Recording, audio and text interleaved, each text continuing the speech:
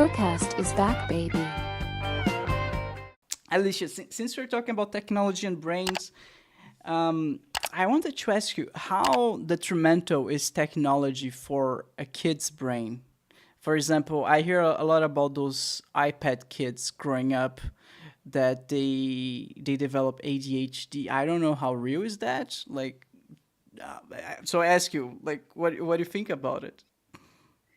The research on this topic is it can't be denied.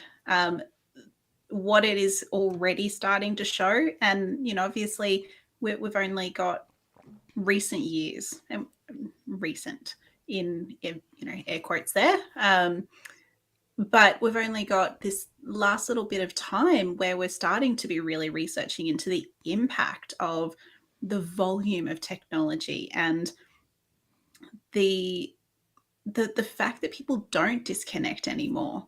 We've always got that phone in the hand.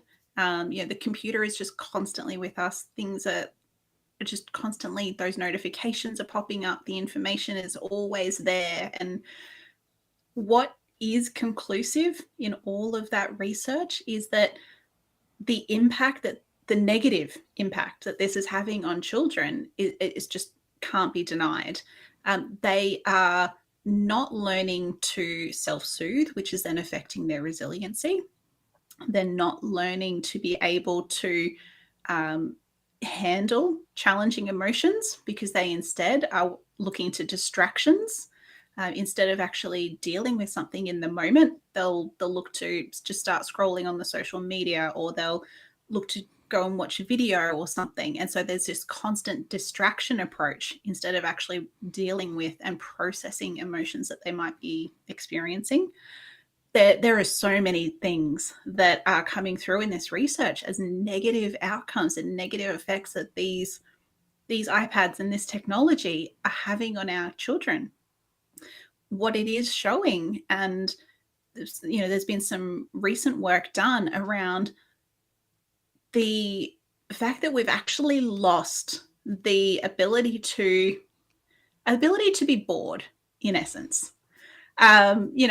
We as our brains, going back to the brain conversation we were having, our brains actually need that simple activity time to be able to spark some of that creative thinking, to be able to, handle, processing everything and to let these things percolate and to be able to come up with those new innovations.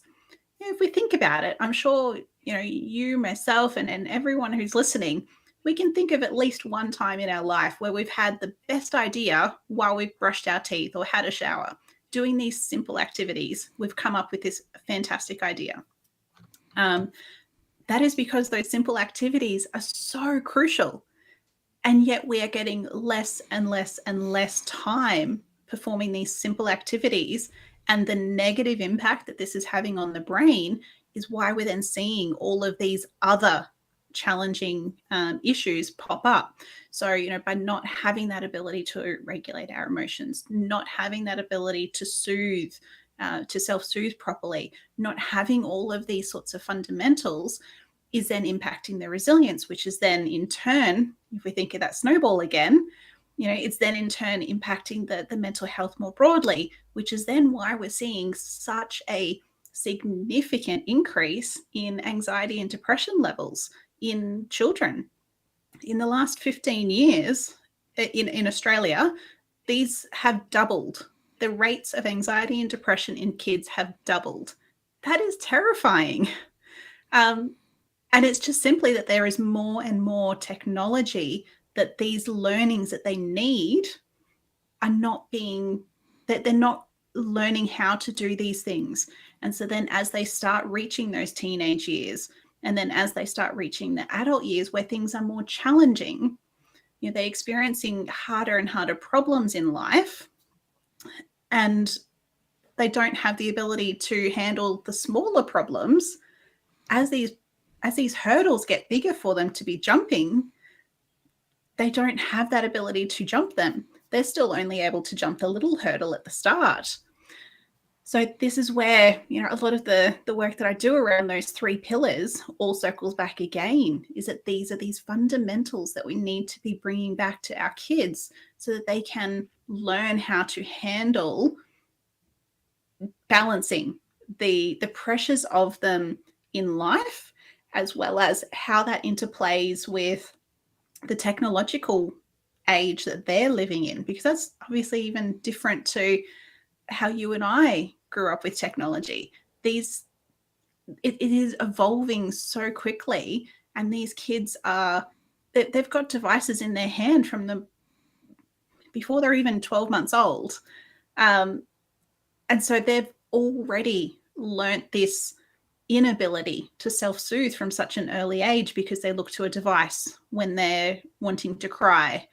A device is there to help support them, but that's actually teaching them to distract.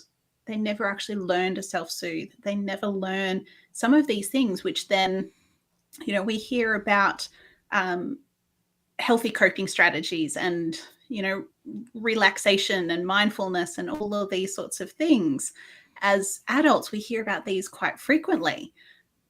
But these all come back to those same fundamentals again, in that they need to be able to learn these so that they can then handle living in the world with technology, with the challenges, and with everything that's at play.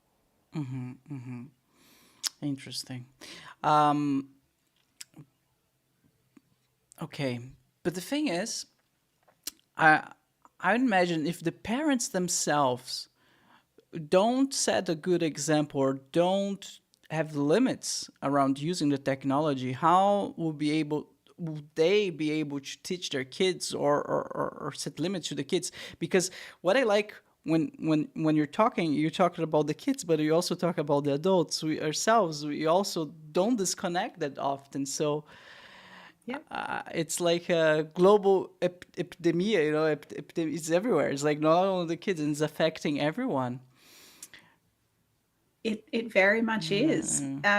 Role modeling is one of the biggest things that the children will learn through, be it direct or indirect, because obviously there's some role modeling where they're just constantly watching the parents and they're constantly picking up things, whether we like it or not. They always pick up something. And then there's obviously that more conscious role modeling where we're trying to teach in a moment and trying to sort of teach through practice. But role modeling is critical, and that is the biggest way that children are learning. So as parents, yes, it is definitely something that we can all do better with as well. Yeah, my mom used to say, "You need to do what I say, not what I do." But no, I think that's not how it Yeah. works. You end up doing what your parents do, right? Yeah, Yep. yeah. There's, in my book, there's actually a few different, exercises and practical tools and things that people can do.